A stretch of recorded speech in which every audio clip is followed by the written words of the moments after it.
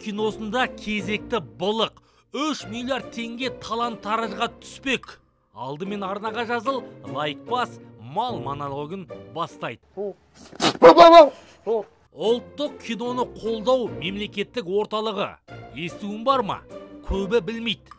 Көп асаймын деп боғасап, қазір түрмеде отырған Арыстанбек 2019 жылы құрды. Бүгінге дейін ойлаш, 100 миллиард теңгені бөліп, құжат жүзінде игеріп тастаған. Сол 100 миллиардқа түсірілген бірде-бір фильмді прокаттан көрмедік. Ешкім қарамайтын уақытта есеп үшін көк жәшіктен көрсеткендерін қажет емес. Ең құрығанда жаралы сезім сияқты ел есінде қалғаны жоқ қой. Мән кейіп жүресің бітіп. Жей бергеннен бұлардың борсықтай семіріп алғаны соншалық, енді өзгелерін ысырып, өз адамдарын ғана байқаудан өткізбек. Биылға қарастырылған 3 миллиард теңгені өзара бөлісіп алмақ сұмырайларың.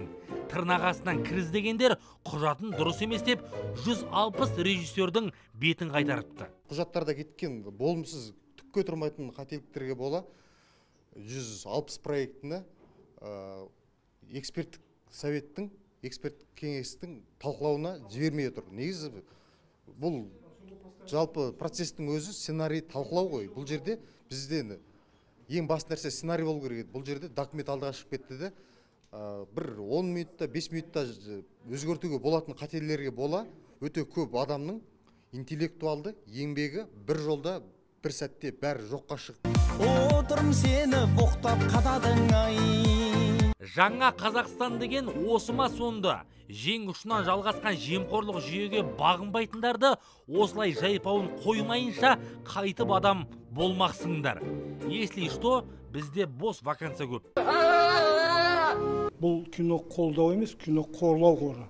Мысалы, менің 4 жобам із-түзсіз кетті. Без вести пропавший дейді соғысқа. Қазіргі күнде менде алған жоқпын. Не себеппен оларды қайтарған? Миллиардтар жатқан көмбенің үстінде отырған ұлттық киноны қолдау орталығының басшылығына 5 сомың 10 тиын. Өз адамы өтсе болды. Қалғанында шаруасы жоқ. Біздің бүкіл процедурамыз шектелген, осы ережелермен, ол бекітілген. Біздің қолымызда ештеме жоқ, біз қазір мысалы көмектесе алмаймыз. Міне, бұдан кейін қазақ комедиядан басқа кино түсіре алмайды деп ренжімей-ақ қой. Құлқынның қамын ойлағандардың қалтасын қампай деп өнерді құрбан ету трагедиясы қашанға созылар екен. Еде, арнаға жазыл, пікір қалдыр, малдың айтары алда.